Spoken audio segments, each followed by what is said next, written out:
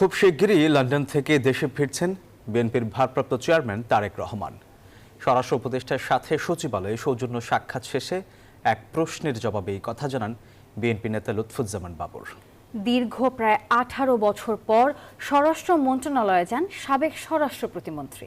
অভিযোগ করেন ভারতের দিল্লিতে বসে একটি শিল্প গ্রুপের সাথে দেশবিরোধী ষড়যন্ত্রে লিপ্ত রয়েছে পতিত ফ্যাসিস্ট, নির্বাচন ভণ্ডুলেরও ষড়যন্ত্র করছে তারা। দীর্ঘ প্রায় 18 বছর পর স্বরাষ্ট্র মন্ত্রণালয়ে গেলেন সাবেক স্বরাষ্ট্র প্রতিমন্ত্রী লুৎফুজ্জামান বাবর।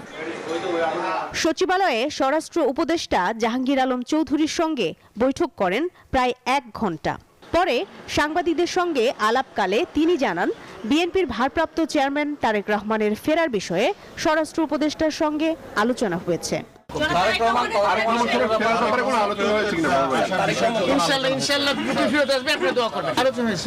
আলোচনায় দেশব্যাপী আইন শৃঙ্খলা পরিস্থিতি, সীমান্ত নিরাপত্তা ও পুলিশের নতুন নিয়োগ গুরুত্ব পেয়েছে।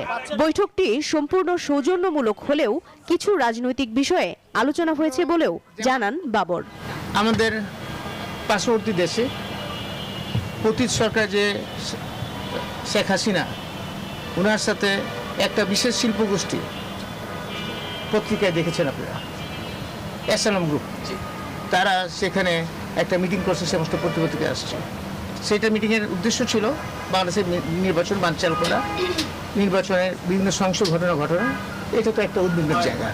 আজকে একটা সৌজন্য সাক্ষাৎকার ছিল। আমরা এই সৌজন্য সাক্ষাৎকারে বিভিন্ন ধরনের কথাবার্তা, আমাকে পারিবারিক লেভেল, অন্যান্য লেভেল, এগুলি আমরা আলোচনা করছি। রাষ্ট্রীয় কোনো ব্যাপারে কথা হয়েছে? রাষ্ট্রীয় লেভেলে, রাষ্ট্রীয় আলোচনার মাধ্যমে হয়তো দুই একটা রাষ্ট্রীয় লেভেলে চলে আসে, বাট ওইটা খুব একটা বড় আলোচনা।